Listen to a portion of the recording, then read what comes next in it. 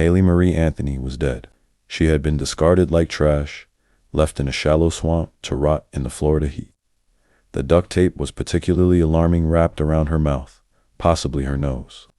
Some believed it had been used to silence her. Others believed it was used to kill her. Either way, the case had shifted. This was no longer a search. It was a murder trial waiting to happen. The missing child? The neighborhood off Hope Spring Drive in Orlando was still drenched in summer when the first flyers appeared.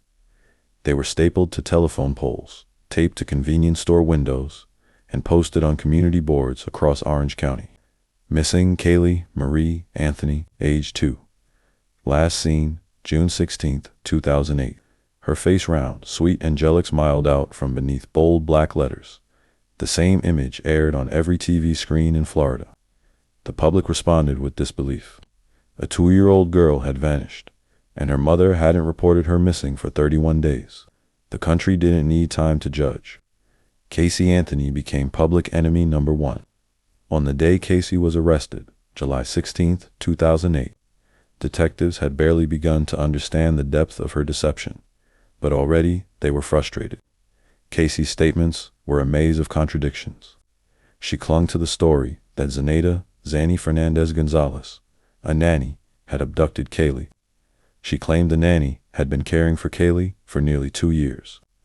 They lived in apartment 210 at the Sawgrass Apartments. But when investigators visited the complex, apartment 210 had been vacant for months. Leasing agents confirmed no one named Zenaida had ever rented there. Then came the strange detail. A real woman named Zenaida Fernandez Gonzalez did exist. She had once toured the apartment complex. Her information was in their database. But she had never met Casey, let alone watched her child. When the woman learned her name was being used, she lawyered up and sued Casey for defamation. Detectives pressed Casey.